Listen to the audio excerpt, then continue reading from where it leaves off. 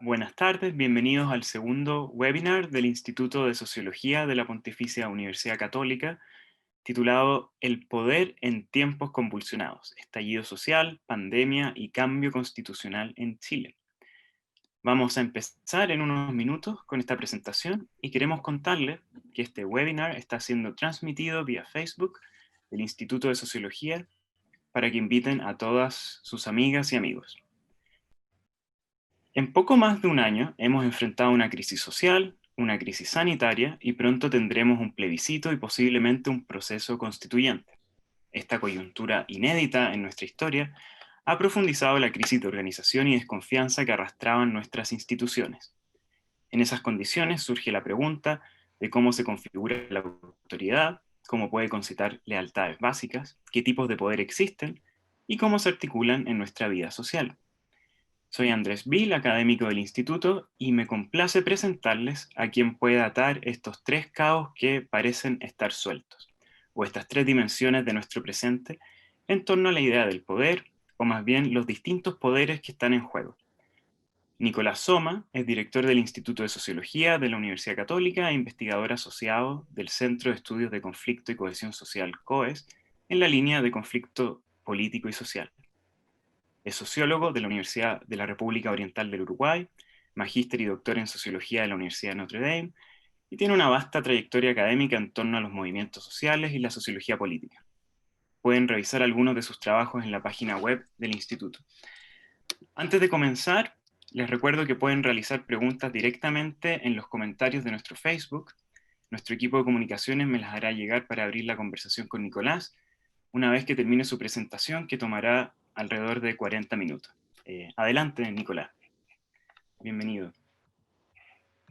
Bueno, ¿qué tal? Gracias, Andrés. Bueno, quiero presentar algunas ideas muy preliminares sobre cómo está cambiando el poder en Chile hoy en día.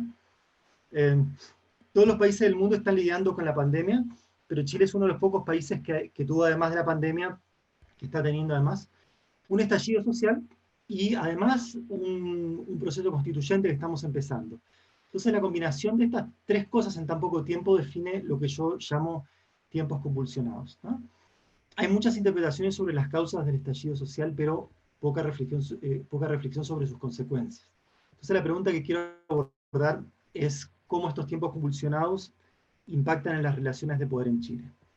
El enfoque que voy a tomar está basado en la teoría de Michael Mann, un sociólogo estadounidense, y Michael Mann escribió 4 volúmenes que se titulan Las fuentes del poder social, donde analiza la historia del poder en la humanidad, a grandes rasgos.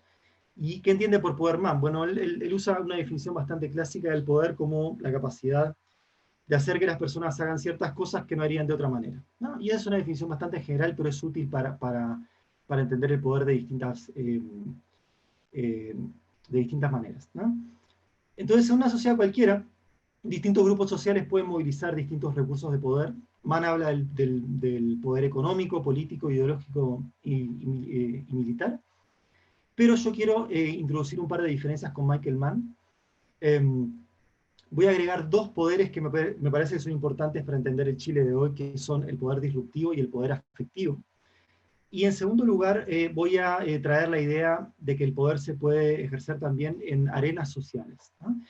Para Mann y otra gente, el poder básicamente lo ejercen grupos sociales identificables. Por ejemplo, una empresa tiene poder económico sobre los trabajadores que dependen de ella porque esa empresa define las condiciones de trabajo, horarios, etc. O el Estado tiene un poder político sobre los ciudadanos cuando les obliga a cumplir las leyes. O la Iglesia puede tener un poder ideológico cuando lleva a los creyentes a pensar de cierta manera y actuar de cierta manera. Pero el poder también se ejerce en arenas, ¿no? Que son espacios más descentralizados en las sociedades, espacios extensos, que no están dirigidos desde un centro, pero donde se ejerce el poder. Las familias, por ejemplo, es una arena compuesta por múltiples familias, digamos, sin una conexión central, donde se ejerce lo que a mí me gusta llamar el poder afectivo, ¿no? El electorado también está compuesto por millones de votantes, cada uno de ellos ejerce una proporción muy pequeña de poder político indirecto a través de los representantes electos, ¿no? La opinión pública, los mercados, digamos, son ámbitos descentralizados que son arenas de poder, ¿no? Entonces, bueno, ¿cuál es el argumento general que voy a presentar? La historia de Chile a largo plazo uno puede verla como un proceso de concentración de varios recursos de poder, en particular poder militar, político y económico, en algunos grupos, ¿no? El Estado, poder político, grupos económicos, poder económico, y fuerzas armadas y policía como poder militar. Pero hay ciertos momentos en que se producen shocks que desconcentran o descentralizan el poder, ¿no? Y esa dinámica de concentración y desconcentración del poder no es lineal, es un proceso más bien errático, más bien desordenado. Yo creo que hoy en día estamos pasando por un proceso, por una coyuntura en la que se está produciendo probablemente una desconcentración de ciertas formas de poder y una concentración o reconcentración de otras formas, ¿no? ¿Y por qué? La principal razón es que se produce una inyección masiva en la sociedad chilena de poder, del poder disruptivo, que hace que el poder económico y político se desconcentre, pero que el poder ideológico y el poder afectivo pueda eventualmente concentrarse, ¿no? Ese es como el argumento central que voy a ir desarrollando a poco, ¿no? Voy a hablar de 5 poderes: económico, político, ideológico, disruptivo y afectivo, ¿no? Entonces, digo, antes de poderse hablar sobre estos tiempos convulsionados, hay que entender cómo se conforma el poder en Chile. Históricamente, yo creo que se puede hablar de 3 jaulas de hierro que están encadenadas. Esta idea de la jaula de hierro, quienes, digamos, hayan estudiado sociología, les va a sonar obviamente a Max Weber, uno de los fundadores de la disciplina, que habló metafóricamente de la jaula de hierro para referirse al capitalismo, ¿cierto? Como una gran estructura que nos aprisiona, que nos constriñe. Pero yo creo que hay distintos tipos de jaulas de hierro o jaulas de poder, ¿no? Estas jaulas nos ofrecen formas de resolver distintos problemas cotidianos, como el problema económico de la subsistencia, el problema político de la convivencia con otras personas en el mismo territorio, y a medida que más las usamos, nos volvemos más dependientes de ella y reducimos nuestra capacidad de satisfacer estas necesidades de otra manera, ¿no? Como que las jaulas de poder se alimentan de nuestra adhesión cotidiana a ellas, se fortalecen, y de alguna manera nos encierran en el sentido de que limitan nuestra posibilidad de acudir a otras formas para resolver estos problemas, ¿no? Entonces, tienen una doble dimensión, una dimensión de encierro, que era la connotación que le daba Weber, pero también tiene una dimensión de protección, en el sentido de que nos permiten lograr cosas, ¿no? Digo, esto sería, si uno quiere, la concepción más hobbesiana, ¿no? Digo, el Estado como algo que nos protege de los arrebatos y de las iras de los demás, que era un poco la idea de Hobbes. Pensemos en Piolín y Silvestre, ¿no? El pajarito y el gato. Para Piolín, el pajarito la jaula lo encierra, pero al mismo tiempo lo protege del gato. Me parece interesante mantener esta dualidad y ver cuándo las jaulas se encierran más de lo que protegen o viceversa. Entonces, en el Chile, digamos, del siglo XX a grandes rasgos, pero sobre todo a partir de las últimas 5 décadas, se consolidan 3 jaulas que se refuerzan entre sí. Primero, la jaula económica, que está basada en el ciclo trabajo, educación, consumo, deuda, ¿no? Que nos permite resolver bajo una lógica capitalista el problema de la subsistencia, ¿no?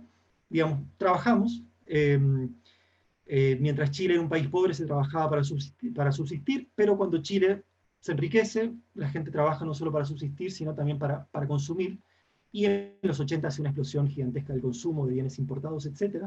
Entonces se abre la tentación del consumo en un país que todavía tiene sueldos bajos, ¿no? Entonces la gente empieza a trabajar para subsistir, además para consumir, y obviamente ahí aparece la deuda como un tercer componente de esta jaula. Nos zambullimos a llenarnos de tarjetas de crédito, de tarjetas de retail, deudas hipotecarias, etc. Y en cierto momento nos damos cuenta que para agilizarnos en este ciclo sirve la educación, ¿no? Entonces acá viene el cuarto componente de la educación, la expansión masiva de la educación superior, sobre todo en las últimas 2 décadas, y la transformación de Chile en una sociedad credencialista, por usar un término de Randall Collins, donde todos reconocemos la importancia de la educación para lograr mejores trabajos y menores ingresos, ¿no? Pero aparece también la deuda educativa. Entonces este ciclo trabajo, educación, consumo, deuda es el principal disciplinador de los individuos en la economía. Y una vez que se echa a andar, se reproduce a sí mismo y fortalece la jaula económica que nos constriñe, que nos ata, pero que al mismo tiempo nos permite, digamos, consumir bajo el paraguas de la deuda. La jaula económica tiene una relación sinérgica con la jaula estatal, que es la segunda jaula, y esta jaula estatal es la que permite concentrar fuertemente el poder político en las élites estatales, ¿no? Y la actividad económica produce recursos, ¿cierto?, que van a parar al Estado. Cada vez que consumimos, estamos pagando impuestos, que por lo general, no siempre, que van a parar al Estado. El Estado usa esos recursos para financiar a los políticos que legislan sobre distintos temas, múltiples, y que a su vez tratan de estimular la actividad económica, porque eso produce recursos para el Estado. Esa es una tesis marxista convencional. Fred Bloch la enunció con mucha claridad hace varias décadas.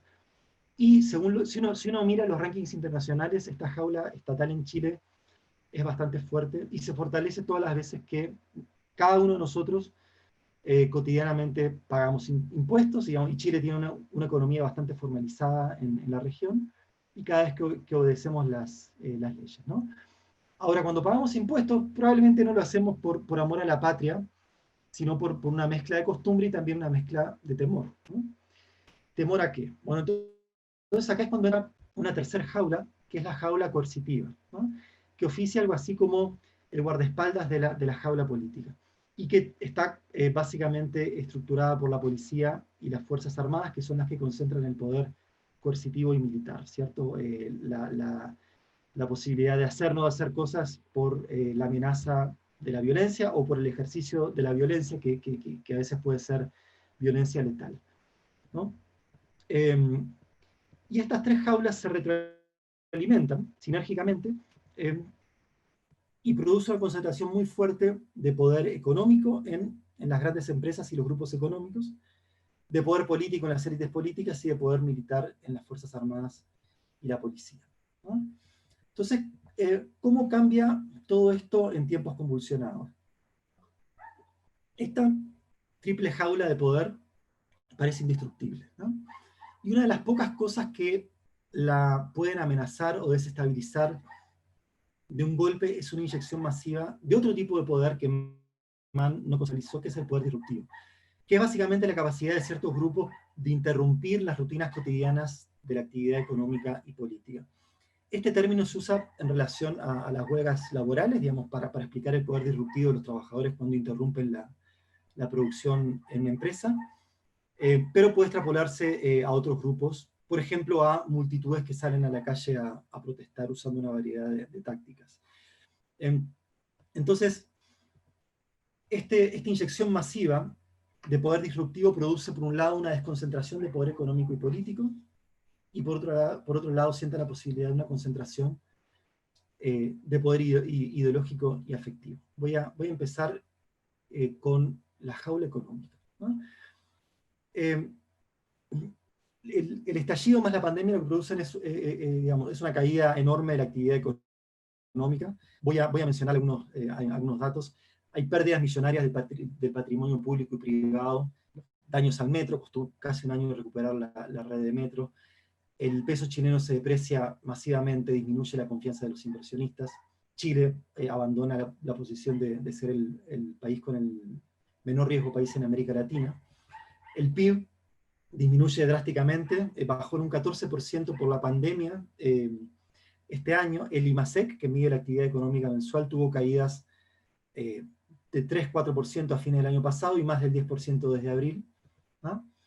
Y yo creo que esta caída de la actividad económica produce una incipiente desconcentración del poder económico. ¿Por qué? Porque el peso de las grandes empresas con alta concentración de poder económico disminuye, ¿no?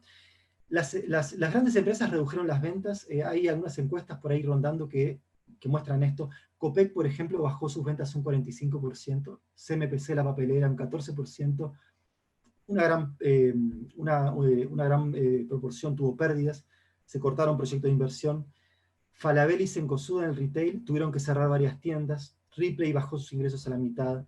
Mall Plaza bajó 90% sus ventas. La TAM tuvo que acogerse a la ley de quiebra de Estados Unidos. Las empresas constructoras redujeron sus ganancias a la mitad. Los inmuebles, las ventas bajaron en un 40%. las embotelladoras también muy golpeadas por el cierre de restaurantes, ocio, esparcimiento, etc.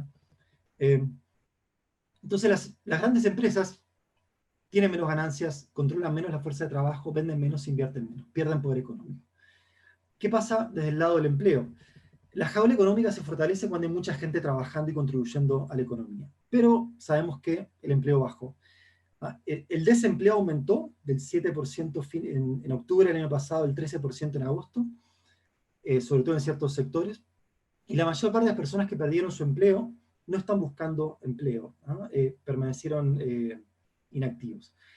Otras encuestas, como la encuesta de empleo COVID-19 del Centro de Estudios Longitudinales de la Católica, muestra que hubo un retroceso fenomenal de la tasa de empleo que bajó a los niveles de mediados de los 80, o sea, hubo 35 años de retroceso en unos pocos meses, sobre todo cayó entre las mujeres. Bajaron mucho los ingresos de las personas, algunas estimaciones dicen que esa disminución fue de más del 60% de los ingresos, y muchas de las empresas que despidieron gente dicen que esos despidos van a ser permanentes, o sea, no van a volver a recontratarlos. Entonces, digamos, al bajar el empleo, baja la dependencia de las personas, de los trabajadores respecto a las empresas, ¿no? Las empresas ya no controlan 6, 8, 10 horas al día de la vida de estos trabajadores, y la dependencia es una fuente de poder. Entonces, ¿qué pasa con este poder económico liberado, por decirlo así? ¿Se recentraliza de otra manera o permanece disperso? Yo creo que más bien permanece disperso, y por eso hablo de una desconcentración del poder económico, a partir de dos respuestas que da la población a la crisis. Primero, hay una desconcentración que se produce dentro del mercado a partir de los microemprendimientos, ¿no? Muchas personas que antes trabajaban en empresas medianas o grandes quedaron sin trabajo y se reinventan, ¿no? Y desarrollan microemprendimientos de muy distinto tipo. La persona que trae mascarillas, que vende alcohol gel, que hace comida en su casa y la vende por el barrio, que trae frutos secos, que utiliza cosas del reciclaje y las vende, que produce productos frescos, productos gourmet, que repara bicicletas. Nace la empresa WhatsApp, ¿no? Una empresa que es una persona o dos personas con un WhatsApp, por ahí con un auto, y que con eso se las arregla. Y nadie tiene un poder económico directo y centralizado sobre estas personas, ¿no? Ahora, hay un segundo camino de desconcentración del poder económico que es extramercantil y que tiene que ver con las ollas comunes. Hay una proliferación de ollas comunes durante este tiempo, y de alguna manera reedita lo que pasó en los 80s durante la crisis en dictadura, en un Chile mucho más pobre. Y el fenómeno de las ollas populares estaba básicamente radicado a los campamentos, digamos, últimamente, pero hoy aparece con una fuerza tremenda. Si uno mira un mapa de ollas comunes en Santiago, están básicamente, o sea, están por todo Santiago, salvo en las comunas más ricas de la zona oriente. Por ejemplo, en Lo Espejo hay 75 ollas comunes que producen 8.000 raciones de comida semanales, ¿no? Y ahí las mujeres tienen un rol bien importante. Yo estuve mirando algunas historias sobre cómo se forman estas ollas comunes, y parecen ser iniciativas muy espontáneas, ¿no? Son como amigas que se juntan a cocinar en sus casas, tres amigas, y salen con carros de feria a repartir comida por el barrio. O un vecino que habla con el panadero y lo convence para que le pase el pan que no vende al final del día y lo reparte entre los ancianos del barrio. O vecinos que juntan plata, consiguen una sede social y ese es el centro para acopiar y cocinar y distribuir la comida, ¿no? Entonces, las ollas comunes tienen dos implicancias importantes en términos de poder económico. Si bien surgen en un contexto de economía de mercado, tienen una naturaleza extramercantil. El criterio para comer no es el poder adquisitivo, como es en el mercado, sino ser vecino del barrio y estar en una situación de necesidad. Es un criterio de solidaridad o de equidad, y son desconcentradas. Hay esfuerzos de coordinación de las ollas comunes, pero no hay una central de ollas comunes que, digamos, dirija la producción de manera planificada, sino que son iniciativas locales y autogestionadas, ¿no? Entonces hay una dispersión territorial del poder económico, ¿no? Esto respecto a la jaula económica. Respecto a la jaula política, también yo creo que hay una desconcentración del poder político, quizás es momentánea, pero que de vuelta surge por esta inyección masiva de poder disruptivo. Hay otros casos históricos, muchos, en donde el poder disruptivo genera cambios en el poder político, pero en sentidos distintos. Por ejemplo, después del estallido social de Argentina, en el 2001, se produce probablemente una desconcentración del poder político, hay un recambio en las élites, aparece el movimiento piquetero que retoma parte del poder político, pero en la Revolución Francesa, sin embargo, el poder político terminó reconcentrado, ¿cierto? Con Napoleón y con la consolidación del Estado. ¿Qué pasa en Chile? Bueno, con el estallido social y la pandemia, eh, las protestas aumentan muchísimo, se multiplican por 9 según el Observatorio de Conflictos del COES, pero es un poder disruptivo descentralizado que ejercen multitudes, digamos, básicamente anónimas, sin un centro, ¿no? En el 2011 todos conocíamos a los líderes y las líderes estudiantiles, todos sabíamos que estaba la Confech, la FECH, la FEU, la FEUSACH detrás de las protestas, y estos líderes iban, digamos, tenían petitorios claros, tenían una estructura, dialogaban o no con las autoridades, pero les pedían cosas.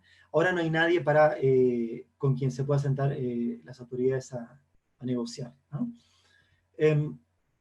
Entonces yo creo que el poder disruptivo de las protestas del estallido y de la pandemia, digamos que también son muchas, como pudimos ver, digamos, con el aniversario del estallido el domingo pasado, produce en primer lugar una desconcentración del poder infraestructural.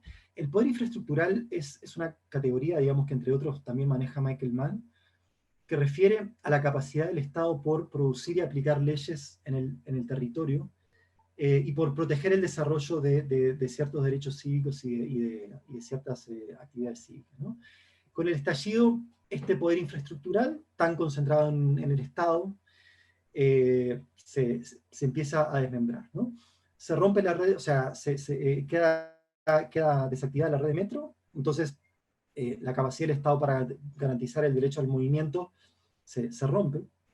El Estado pierde el control de Plaza Italia y de buena parte del centro de Santiago, el centro administrativo y político de Chile, y esto tiene un simbolismo enorme porque tomarse la Plaza Italia y renombrarla como Plaza Dignidad es un desafío simbólico enorme al poder, y Piñera cuando va y se saca esa foto que le generó tantas críticas en Plaza Italia, es una forma de tratar de recuperar ese honor mancillado, ¿cierto? Eh, lo cual también volvió a perderse momentáneamente el domingo pasado.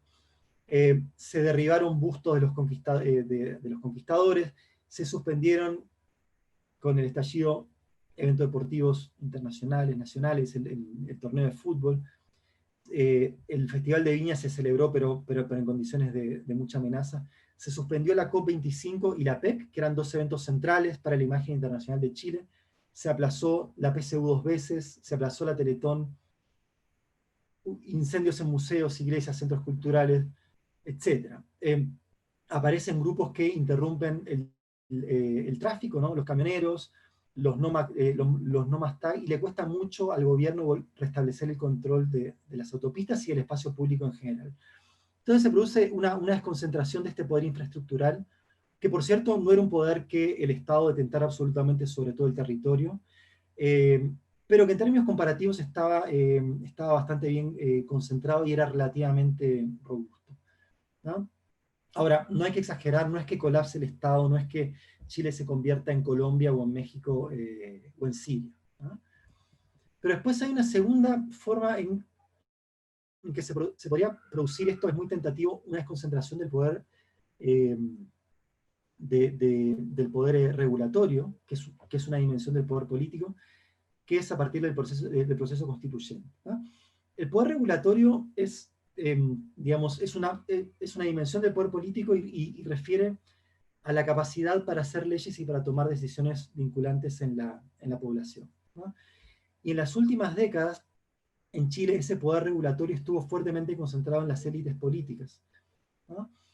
La promesa de la democracia es, de alguna manera, desconcentrar el poder regulatorio para que los y las ciudadanas se autogobiernen, lo cual en sociedades de masas digamos, requiere la delegación del poder en autoridades electas, ¿cierto? Es una democracia representativa. Eh, Pero de todas maneras, digamos, más allá de esa representación que requiere, digamos, cierta concentración del poder, en Chile los partidos políticos y las élites políticas desde los 90 fueron perdiendo esa capacidad de devolver el poder a la ciudadanía, y fueron perdiendo esa capacidad de ejercer un rol bisagra o de puente entre la ciudadanía y la política, ¿cierto? Se fueron desarraigando, y eso se refleja en baja de la participación electoral, etcétera. Problemas que todos ya sabemos. Y entonces Chile tiene una institucionalidad de democracia representativa, pero claro, si vota la mitad del electorado, realmente eh, esa promesa de desconcentrar el poder regulatorio a través de los ciudadanos resulta muy limitada, y el poder termina concentrado en las élites.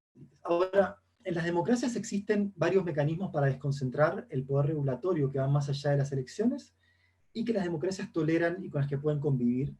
Los movimientos sociales, ¿cierto?, protestan entre elecciones y presionan para que se tomen ciertas decisiones o no se tomen otras. Los medios de comunicación, cuando ejercen una función de perro guardián, también pueden desconcentrar el poder regulatorio. Los presupuestos participativos, el caso de Porto Alegre es paradigmático, los plebiscitos locales y cosas por el estilo, ¿no? Y las democracias pueden promover y pueden albergar estos mecanismos de desconcentración del poder, pero no están preparadas para lidiar con la disrupción masiva, ¿no?, que es lo que está pasando en Chile. Entonces, ¿cómo es que el estallido y la pandemia pero principalmente el estallido podrían producir una desconcentración del poder regulatorio? Y acá es donde yo creo que entra el poder constituyente, ¿no?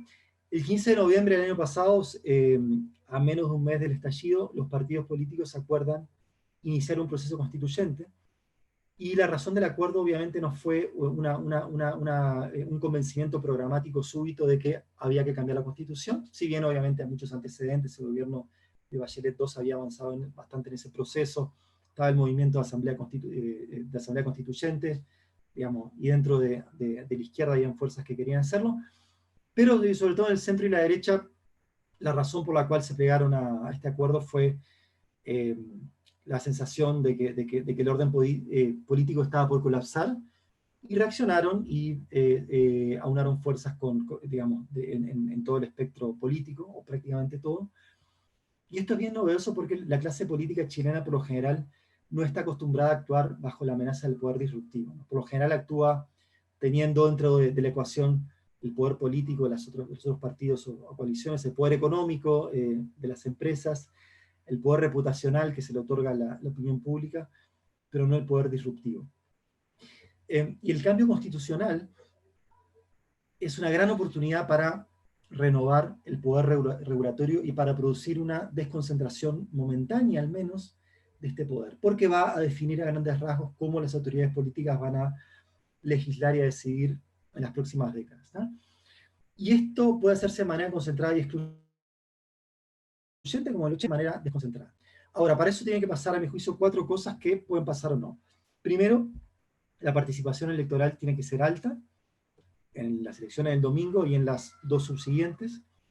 Segundo, los constituyentes, sea por convención o asamblea, tienen que proceder de grupos sociales diversos, ¿no? Es decir, aquellos que no provengan del caso, o sea, del Parlamento, en caso que haya convención.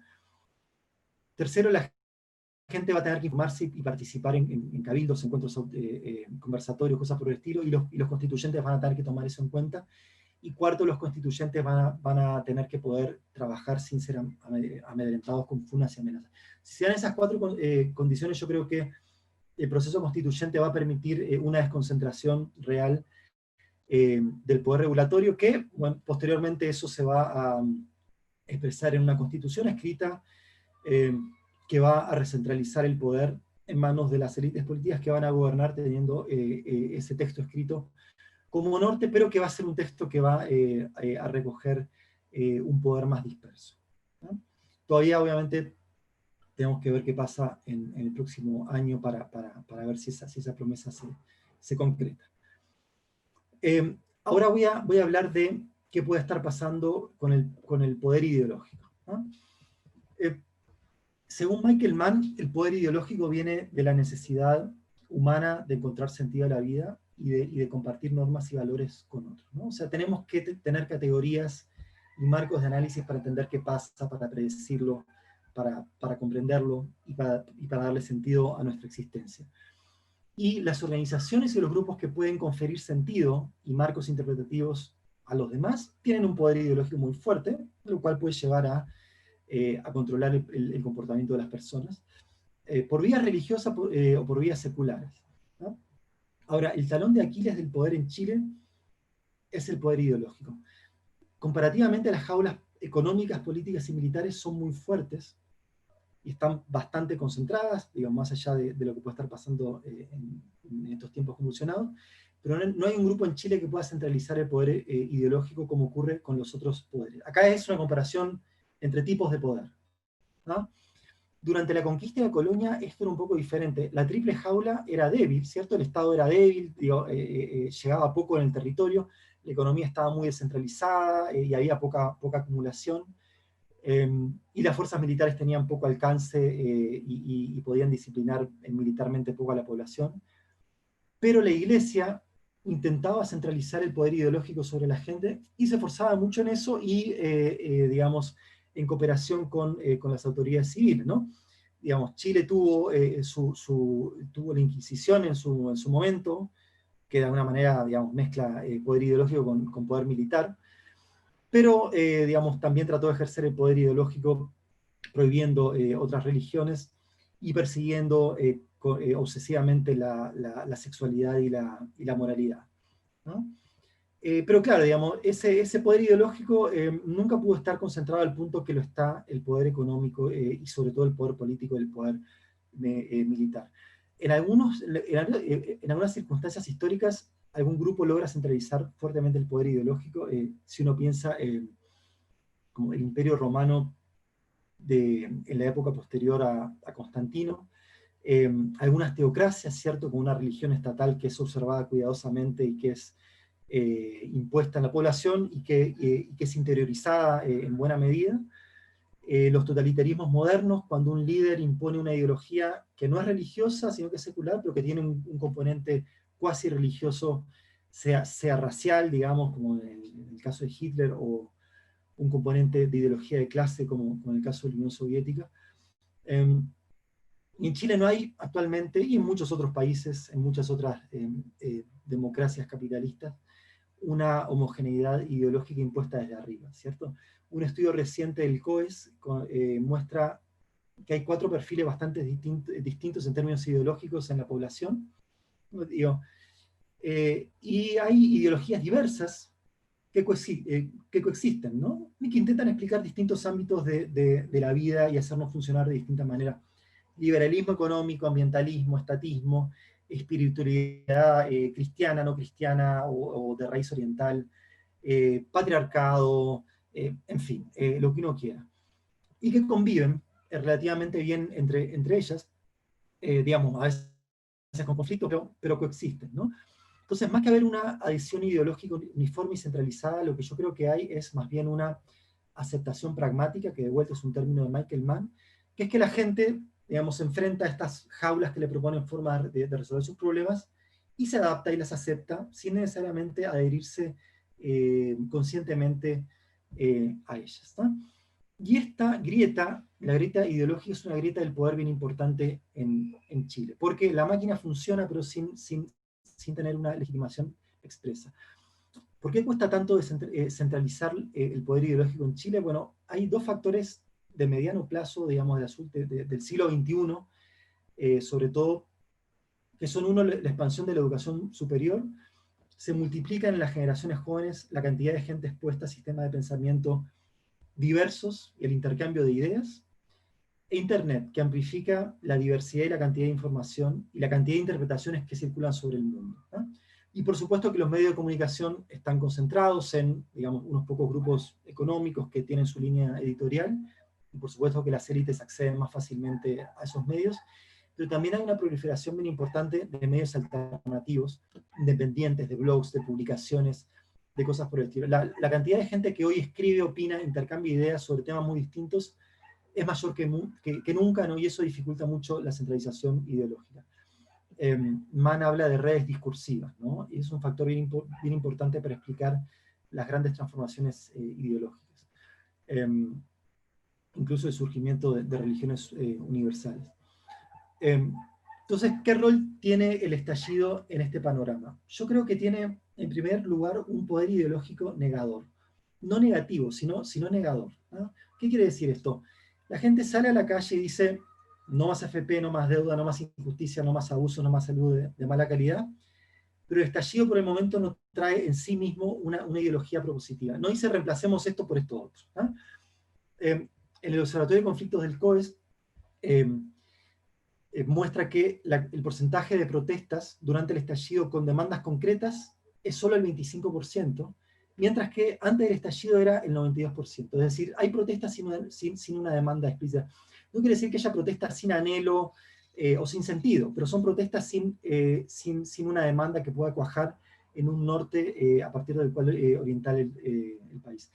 No puede ser de otra manera, pues son protestas que no están convocadas centralizadamente y que tengan una ideología y un petitorio claro, ¿no? O sea, no están los dirigentes de la Confecho, de la CUT a la cabeza, por más que hayan, digamos, tenido instancias de paros nacionales en su momento que fueron bastante exitosas. Entonces esto lo que produce es una especie de limbo ideológico o de magma ideológico que deja un conjunto de creencias muy inestables y muy en ebullición, ¿no? Cómo organizar el Estado, el mercado, cómo reorganizar las relaciones de género, qué pasa con la acción de la policía. Y la pandemia acentúa eso porque levanta cuestiones sobre el hambre, el acceso a la salud, etc. Y este magma ideológico deja a los constituyentes del 2021 con una tarea importantísima y dificilísima que es producir en menos de un año no solo una constitución, sino una ideología propositiva o unas ideologías propositivas que le den sentido al Chile de las próximas décadas, ¿no? Una responsabilidad histórica fenomenal. Entonces, si el año pasado y este año fueron los años del poder ideológico negador, el año 2021 debería ser el año del poder ideológico propositivo. De todas maneras, actualmente están pasando cosas interesantes en términos del poder ideológico, y ahí hay un concepto que uno puede usar, que es el de emprendedores de sentido. Es decir, personas y grupos que tratan de imponer cierta visión sobre el mundo y ciertas normas asociadas, algo parecido a los intelectuales orgánicos de Gramsci, pero sin el componente de clase necesariamente. Y hay dos tipos de emprendedores de sentido, yo creo.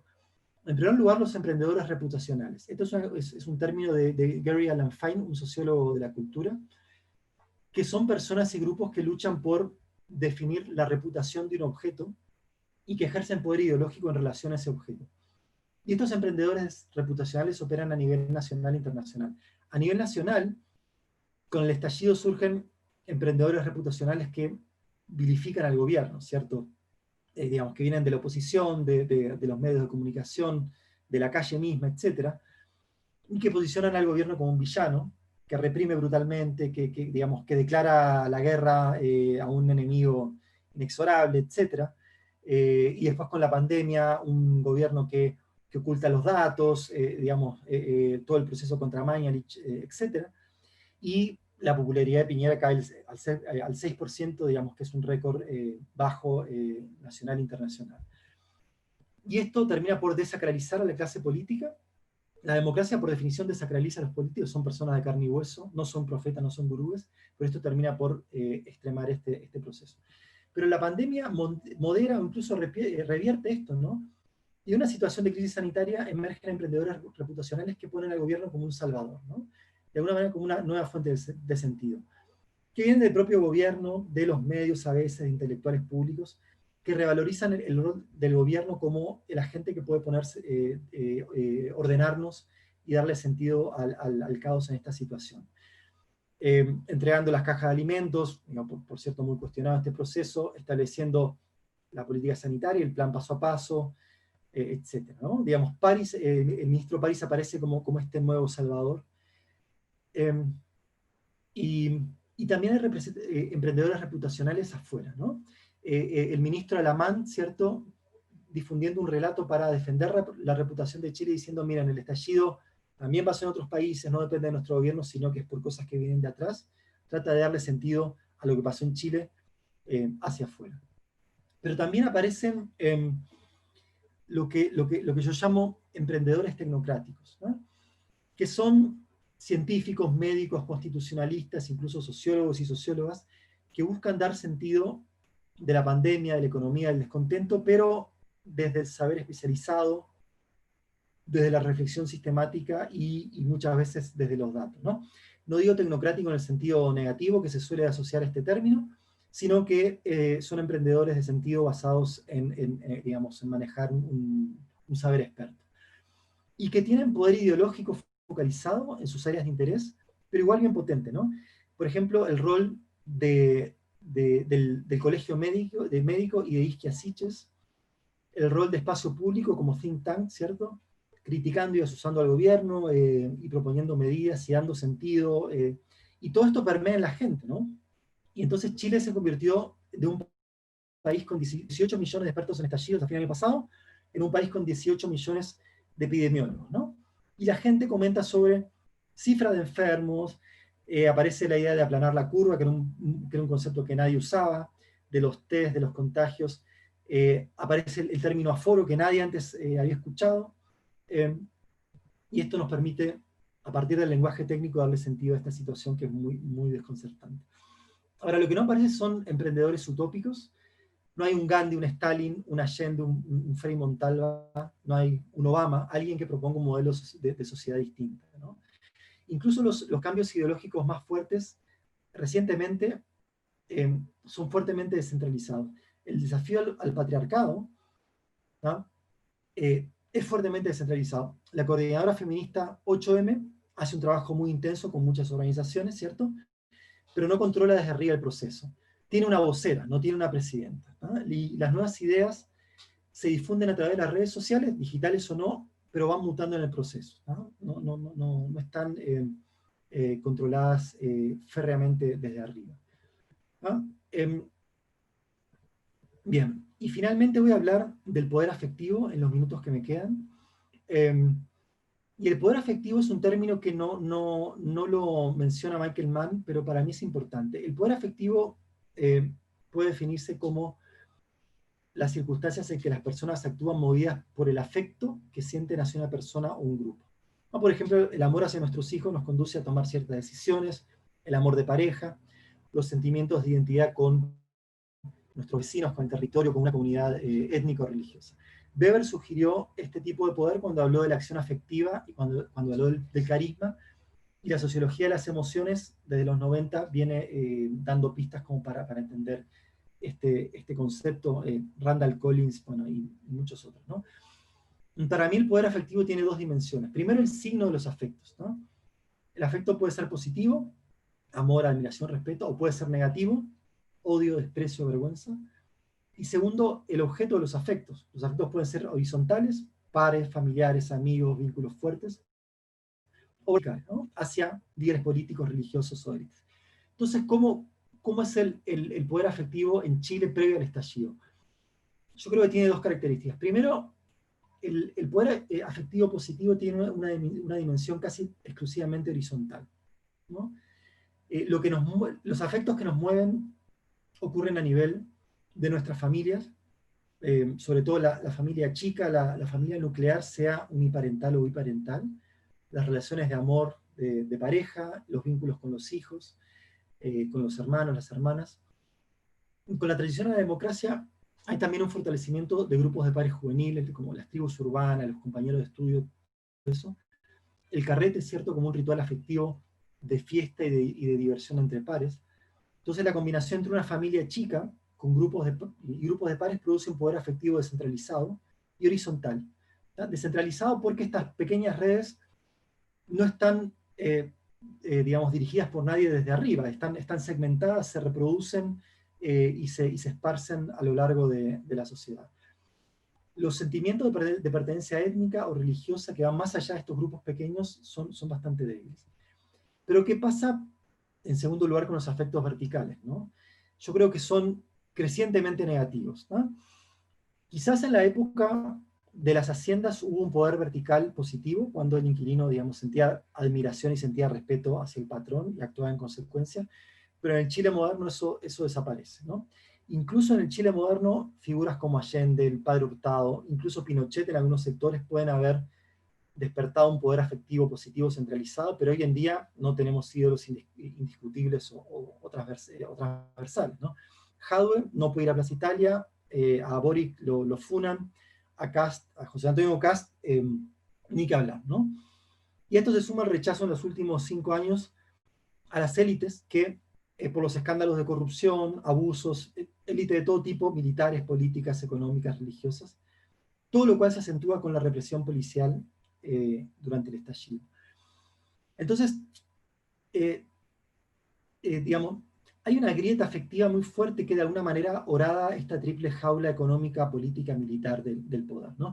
Esta jaula puede tener barrotes muy duros, pero si no hay un poder ideológico y afectivo que aceiten los barrotes o que los lubriquen, la jaula se experimenta como encierro y no como protección, que es la otra dimensión importante. Entonces, ¿cómo estos tiempos pueden afectar el poder afectivo? Yo creo que hay un poder afectivo positivo flotante, ¿cierto? Que está yendo más allá del reducto de los amigos y de la familia y que eventualmente puede ser reapropiado o centralizado por algunas figuras públicas. Y esto revertiría este ciclo de profundización de los afectos verticales negativos.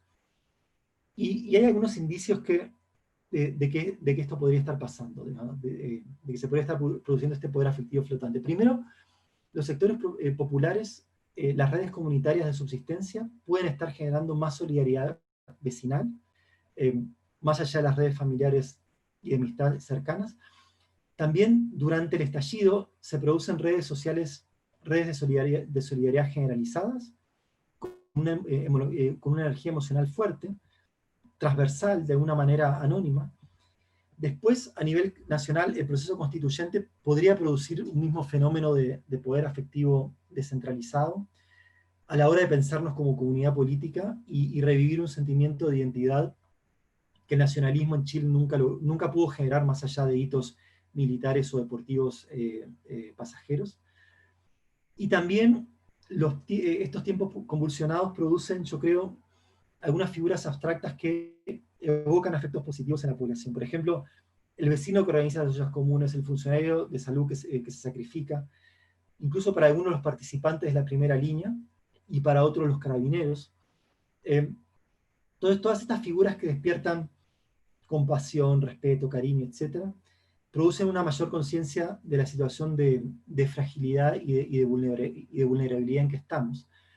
Y estos afectos flotantes todavía sin nombre, sin destinatario, podrían eventualmente ser centralizados por algún actor desde arriba que logre, o desde el medio, o desde abajo, que logre concentrarlos y apropiarse. ¿Quién puede ser? Imposible saberlo. Podría ser alguien de la sociedad civil, de los movimientos sociales, alguien del espectáculo, o alguna figura que emerja del proceso constituyente.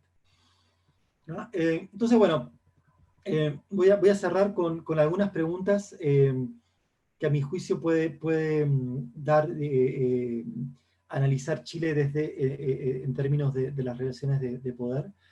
Que yo creo que puede ir más allá de las discusiones sobre crecimiento, redistribución, equidad, meritocracia, frustración de expectativas, sueños incumplidos, digamos que son un poco las que aparecen más seguido, ¿no? Digamos, si queremos un Chile más igualitario, pero las fuentes de poder siguen estando concentradas, ese Chile igualitario va a ser precario, va a ser frágil, ¿no? Con bonos y con comisiones presidenciales no se va a lograr un Chile más igualitario o más plural o más respetuoso que sea sustentable en el tiempo. Entonces, tres preguntas o tres temas que creo que se pueden analizar de esta perspectiva. Primero, el tema género, ¿no? ¿Cómo interactúan las desigualdades de género con las distintas fuentes de poder? ¿Cómo hacer que las mujeres no solo tengan el poder afectivo en el entorno de la familia, digamos, tradicional, sino también otros tipos de poderes? El poder económico, el poder político, el poder ideológico, y qué tipo de sociedad puede producirse si se dan esos cambios, ¿no? Las mujeres durante mucho tiempo tuvieron cierta primacía a nivel micro en la familia del poder ideológico porque eran la principal fuente de transmisión de la religión, pero eso está muy debilitado. Segundo tema, medio ambiente. qué distribución de recursos de poder es más compatible con un modelo de desarrollo que sea sustentable para el medio ambiente y que no nos precipite a una crisis medioambiental que termine secando a Chile y dejándolo sin agua. Y tercero, el tema generacional y etario. Cómo los distintos recursos de poder se distribuyen diferencialmente entre distintas generaciones, grupos etarios. El estallido básicamente, o en buena medida se nutrió de jóvenes movilizando poder disruptivo versus viejos o no jóvenes movilizando el resto de los poderes. ¿Qué pasa si los jóvenes empiezan a movilizar otro tipo de poderes? Digamos, algo de eso ya está pasando con cierta renovación en el Parlamento. ¿Y cómo hacer que los jóvenes tengan otros recursos de poder que vayan más allá de la disrupción? Así que bueno, voy a terminar por acá. Perdón por estar medio pasadito con el tiempo. Eso, gracias. Bueno, muchas gracias, Nicolás, por tu presentación, eh, por ordenarnos un poco el panorama de estos tres procesos por los cuales estamos atravesando. Creo que te dejas en una buena posición para convertirte en un emprendedor de sentido, ¿no? Para entender lo que está pasando. ¿Quién Eh, sabe? quién sabe, a lo mejor el lanzamiento de una carrera. Mientras me empiezan a llegar las preguntas del público que me están seleccionando, me gustaría abrir la conversación haciéndote reflexionar sobre 5 ejes que se desprenden un poco de tu presentación.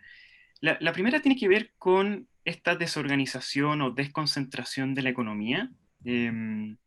Por una parte, tú nos muestras datos de cómo se desconcentran tal vez las oportunidades de supervivencia y de acceso a trabajo y empleo en la economía. Pero por otra parte, hay un montón de evidencia que sugiere que hay una concentración más bien de riqueza y una situación de ciertas desigualdades entre aquellos que pueden enfrentar mejor, ¿no es cierto?, tienen recursos para enfrentar mejor la, estas distintas crisis y quienes no.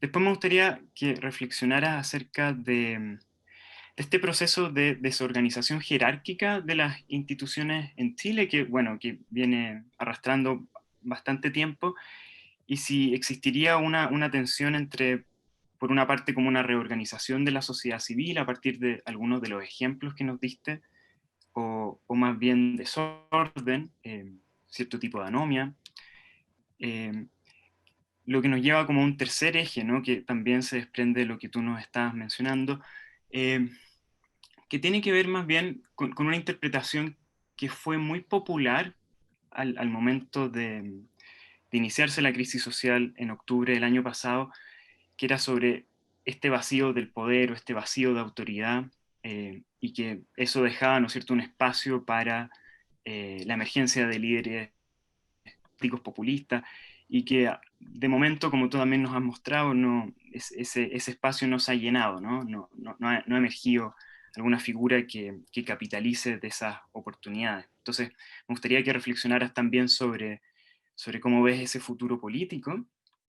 Eh, Luego, una pregunta un poco más conceptual. Tú mencionas este poder, ¿no es cierto?, infraestructural, que es súper importante para entender la acción del Estado y la acción de las instituciones en general.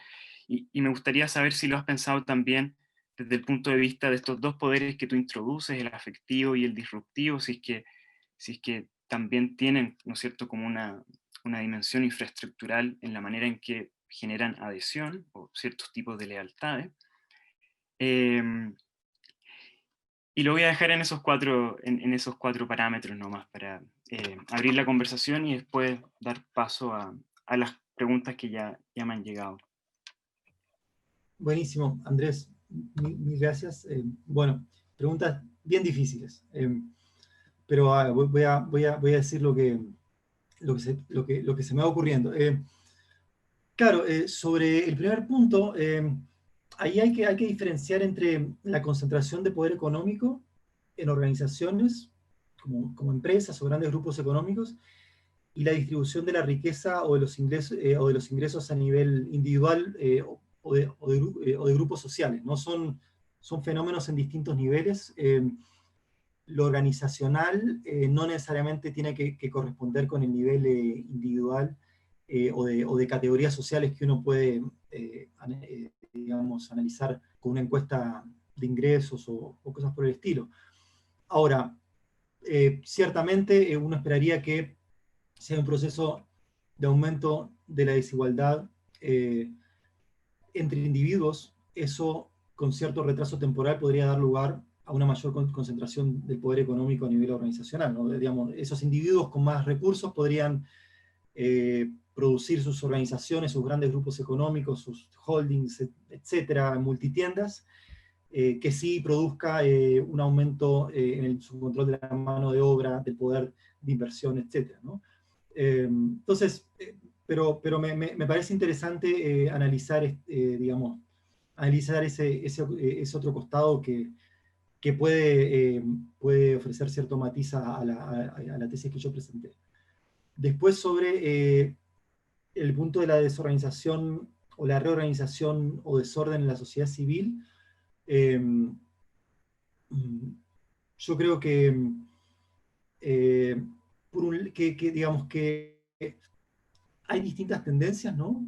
Por un lado, si uno ve indicadores de participación en organizaciones voluntarias desde los 90, en Chile eso tiende a decrecer, o sea, la gente cada vez participa menos en muchos tipos de organizaciones diversos, de caritativos, artísticos, culturales, religiosos, barriales, cosas por el estilo. Quizás en las organizaciones deportivas es que eso pasa menos. Pero también hay otras formas de reorganización de la sociedad civil, digamos, y ahí bueno, aparece el caso de los movimientos sociales, que yo le dedico bastante tiempo de investigación en los últimos 15 años que de alguna manera revierte eso o lo complejiza, ¿no? Y que tiene, digamos, sus características bien específicas, porque ciertamente no todo el mundo participa en los movimientos sociales, es una población con características bastante particulares. En ciertos tipos de movimientos sociales una población quizá, en otros tipos de movimientos sociales no es así, pero bueno, pero se puede analizar en varios niveles. Después, respecto al vacío de autoridad y cómo eso deja un espacio para la emergencia de líderes carismáticos o populistas, bueno, y por qué puede no haber pasado, a pesar de ese vacío. Chile no es Argentina, entonces no tiene una tradición mesiánica. A los mesías en general les va bastante mal. Sus proyectos políticos o ideológicos terminan fracasando o terminan generando polarización o terminan generando represión y sangre, ¿no? Lo cual es una característica, digamos, tener ciertos anticuerpos o ciertos reparos a ese tipo de liderazgos. Yo creo que es una ventaja, pero puede digamos, tener como lado negativo que el país esté en un magma ideológico digamos, que genera mucho dolor y mucha incertidumbre, ¿no? Si surge algún liderazgo, yo no creo que sea un liderazgo eh, alocado, descabellado, sino que va a ser bastante sensato. Digamos, y yo creo que eso queda evidenciado o sea, por la baja votación que recibieron en las últimas elecciones líderes que tenían proyectos digamos, que generaban cambios bastante radicales hacia un lado o hacia el otro, ¿no? Después, respecto al poder, hacia el poder afectivo y disruptivo, puede tener una dimensión infraestructural. Podría ser, nunca lo pensé de esa manera. El poder disruptivo tiene una dimensión territorial muy fuerte, ¿cierto? Porque impacta en el funcionamiento de las actividades en el territorio. Pero yo ahí siguiendo a Michael Mann, bueno, y a Weber y a toda la tradición neoweberiana, pienso más en el poder infraestructural desde las agencias del Estado y la policía, correos, escuelas, ese tipo de cosas, ¿no?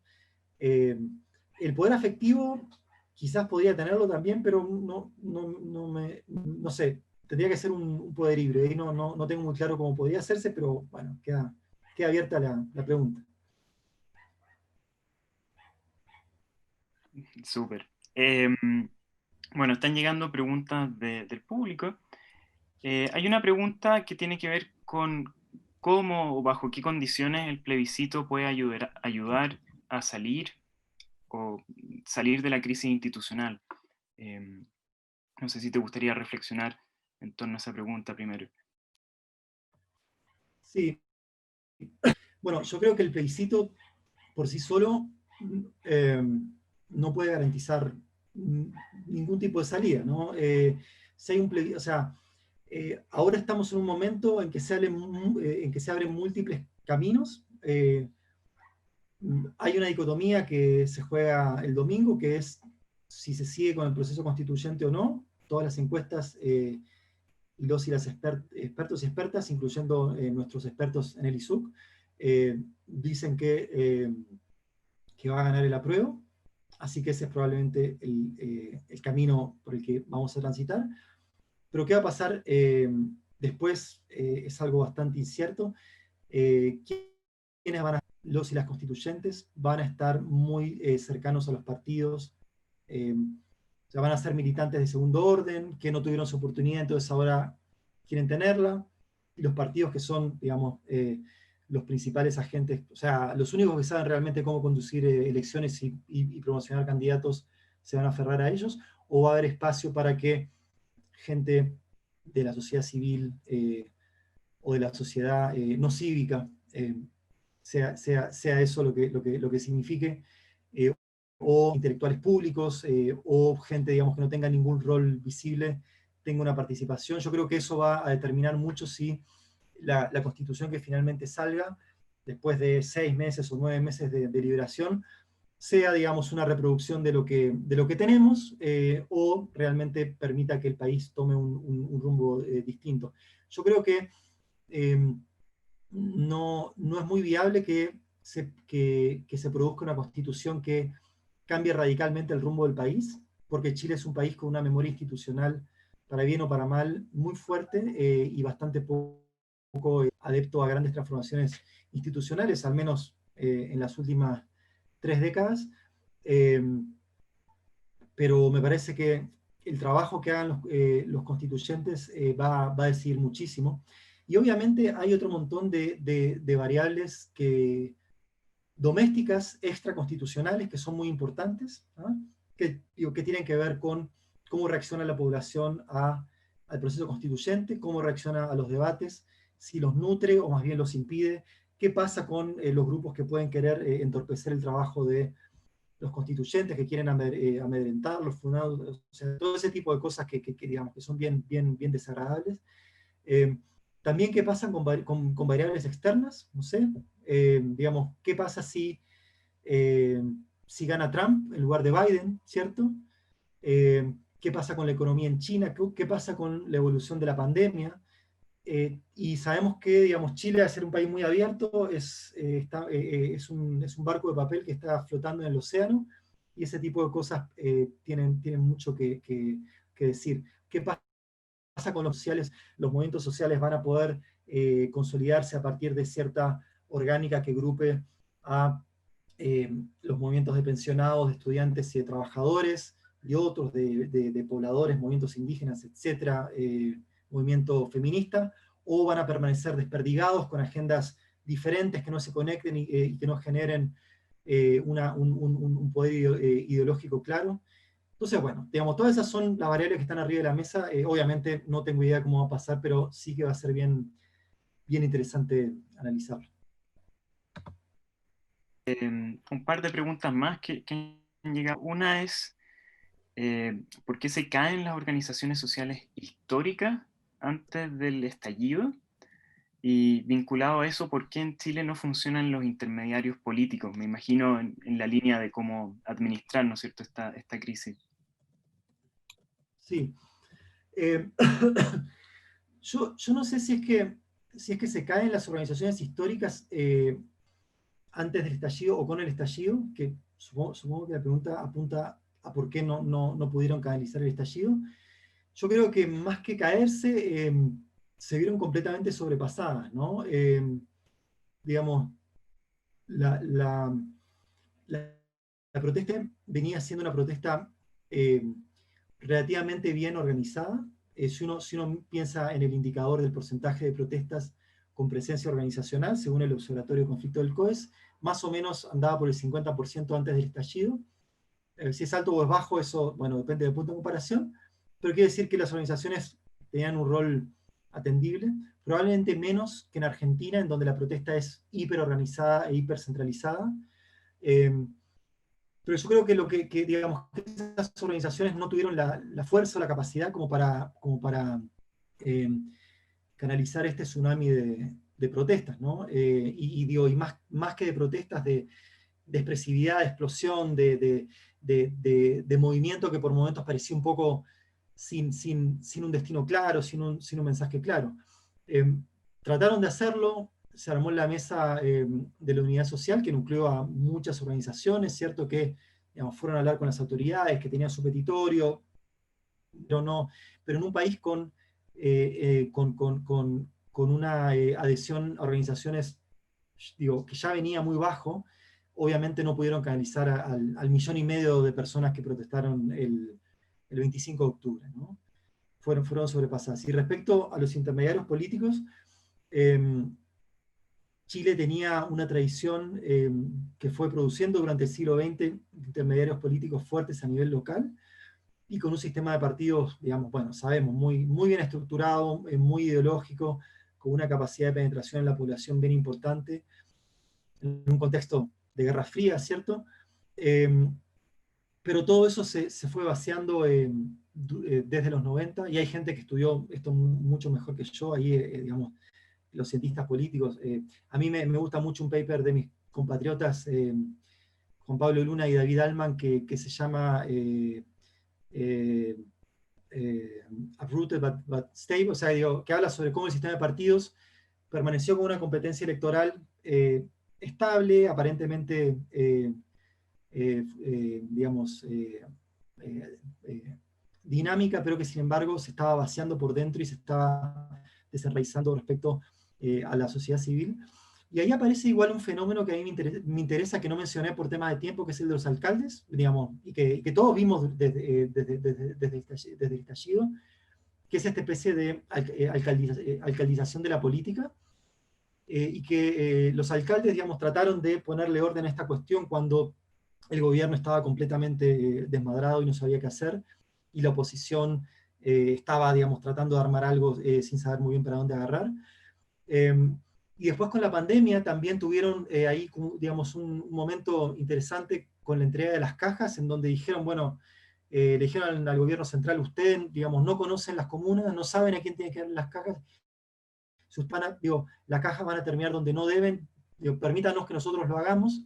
Y el gobierno dijo, no, porque eso va a ser populismo y ustedes se van a llevar los réditos de esto, que son fondos nuestros. Entonces ahí los alcaldes, digo, y eso obviamente sumado al hecho de que tenemos candidatos presidenciales fuertes, digamos, Jadwe, Matei y Lavín, el nuevo socialdemócrata, que son alcaldes o alcaldesa. Y entonces a mí no me extrañaría que personajes del mundo de la política de alguna manera volvieran y restauraran bajo nuevas formas ese rol que tuvieron los intermediarios políticos locales en su momento, ¿no? Súper. Bueno, te preguntaron por la salida institucional de la crisis. Hay una pregunta también por la salida cultural, ¿no? ¿Cómo se comprendería la identidad nacional tras las nuevas reformulaciones que ha acarreado el estallido social? Sí. Bueno, que es una pregunta dificilísima, interesantísima, ¿no? Y creo que no nos hacemos demasiado esa pregunta, y eso la hace bien difícil. Puede haber una salida cultural restrictiva, represiva e intolerante, ¿cierto? Que diga, el Chile que queremos es un Chile para personas con ciertas identidades eh, eh, étnicas, religiosas, sexuales, de clase, eh, de color de piel, de apellido, etc. Y todos los demás, bueno, vamos a hacer un esfuerzo por contemplarlo porque están en el territorio, pero van a estar por debajo. O podría haber una salida cultural mucho más inclusiva y a la larga mucho más productiva porque de alguna manera, entre muchas otras cosas, prevendría o minimizaría futuros estallidos sociales y minimizaría mucho, mucho dolor eh, que en la vida cotidiana digamos, que se padece y se siente, pero que no se expresa, ¿no? Eh, ahí hay distintos modelos constitucionales para mirar. Obviamente yo no es mi tema y ahí los y las constitucionalistas tienen que dar un norte para eso, pero la discusión sobre la diversidad cultural en todo el sentido de esa palabra, digamos que es un término que a los sociólogos muchas veces no nos gusta porque es demasiado vago, tendría que estar al centro. Digamos, si solo se encargan los constituyentes de ver qué pasa con la economía, o cómo hacer que el Estado sea más eficiente, o cómo mejorar las relaciones internacionales, o incluso el medio ambiente, pero se olvidan de la salida cultural, como pone la persona que hace el comentario, que es un término que es bien interesante, la Constitución quedaría coja, yo creo. Bueno, Nico, muchas gracias. Me avisan que estamos con la hora. Pasó volando el tiempo. Siempre un gusto conversar contigo. Y Muchísimas gracias, Andrés. así es que, bueno, les damos las gracias a todas y todos ustedes por conectarse, acompañarnos. Este webinar sigue en nuestro Facebook. Además, será subido al YouTube del instituto para que lo revisen ahí o lo compartan. Eh, Síganos además en nuestras otras redes sociales, en Twitter e Instagram, y ya les estaremos avisando de nuestro próximo webinar. Gracias y que estén todos muy bien. Sí, perdón, y quiero agradecer a Francisca Campos Mm, y a Diego Guerra por la producción detrás del Facebook. Muchas gracias, exacto. Y que Francisca y a bueno, Diego. que además seleccionaron las preguntas, así que Sí, sí. muy Bueno, buen trabajo. bueno, y a ti por esta conversación buenísima que ya seguiremos en formatos presenciales. O no presenciales. También. Bueno, que estén muy bien, Nico. Chao. Chao, gracias, chao, chao.